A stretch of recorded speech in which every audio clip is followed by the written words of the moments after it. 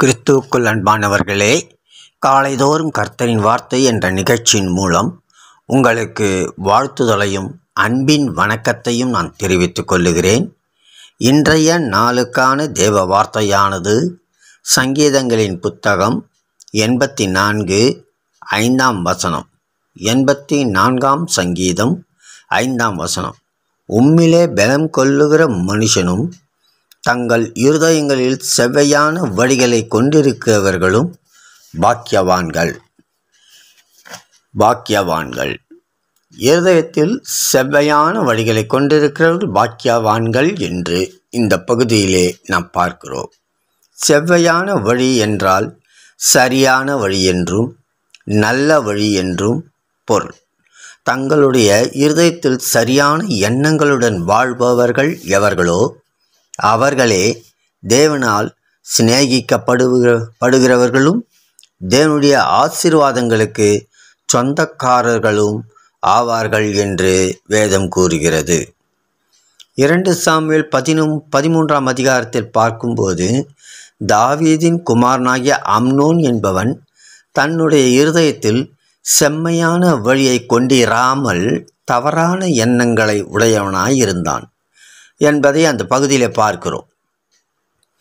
தன்னுடைய இருதயத்தில் இருந்த தவறான எண்ணங்களுக்கு செயல் வடிவம் கொடுத்து அருவருப்பானதை செய்து கடைசியில் அழிந்தே போனான். செவ்வையான இருதயம் இல்லாதபடிக்கு தவறான எண்ணங்கள் இருக்கும் என்று சொன்னால் அழிந்தே போவார்கள் என்பதை இது வெளிப்படுத்துகிறது. ஆனால் அதே வேளையிலே ஆதி ஆகமத்திலே நாம் யோசேப்பை குறித்து பார்க்கிறோம். யோசேப்பு மிகவும் செவ்வையான வழியிலே நடக்கின்றவனாக அவன் காணப்பட்டான். அவன் செவ்வையான எண்ணம் கொண்டிருந்தபடியினாலே தான் கர்த்தர் அவனோடு இருந்தபடினாலும் அவன் எதை செய்தானோ அதை கர்த்தர் வாய்க்க பண்ணினபடினாலும் அவன் வாசமாயிருந்த யாதொன்றையும் குறித்து சிறைச்சாலை தலைவன் விசாரிக்கவில்லை. தேவன் அவனோடு இருந்தார். காரணம், யோசேப்பு செவ்வையான எண்ணங்களை கொண்டவனாய் காணப்பட்டான். எப்பேற்பட்ட துன்பங்கள் வந்தாலும் கூட கர்த்தர் என்னோடு இருக்கிறார் என்று சொல்லி உறுதியாய் பற்றி கொண்டு செவ்வையான எண்ணத்தோடு காணப்பட்டான்.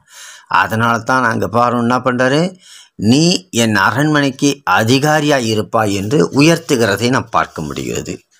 தேவ பிள்ளையே, நம்முடைய இருதயம் எப்பொழுதும் செம்மையானதாக இருக்க வேண்டும்.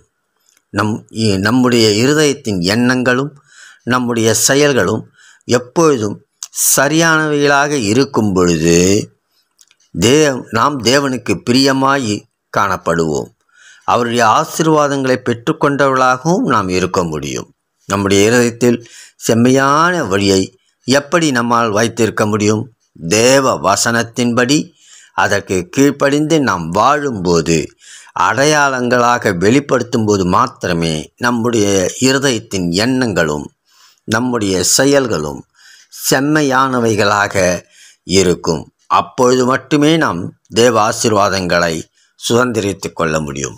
எனவே உம்மிலே பலன் கொள்ளுகிற மனுஷனும் தங்கள் இருதயங்களில் செவ்வையான வழிகளை கொண்டிருக்கிறோம் பாக்கியவான்கள் என்று சொன்ன வண்ணமாக செவ்வையான இருதயங்களை வைப்போம். தேவ ஆசீர்வாதம் நமக்கு கிடைக்கும்படி செய்வோம். நம் செவ்வையான இருதயங்களை கொண்டிருப்போம் என்று சொன்னால், நான் உனக்கு முன்னே போய் கோணலானவைகளை செவ்வையாக்குவேன் என்று ஏசாயா 45:2 தேவன் சொல்லுகிறார். அவ்விதமாக நமக்கு முன்பாக அவர் கடந்து சென்று கோணலானவைகளை செவ்வையாக்கி நம்மையும் செவ்வையான பாதையிலே வழிநடத்துவார் என்பது அதிக நிச்சயம். நாமும் நம்முடைய இருதயங்களிலே செவ்வையான எண்ணங்களை கொண்டு ஆசீர்வாதங்களை சுதந்திரிப்போம். நம் பிள்ளைகளையும் அவ்விதமாக வழிநடத்துவோம். கர்த்தர் தாமே நம்மை ஆசீர்வதிப்பாராக. ஆமேன், ஆமேன்.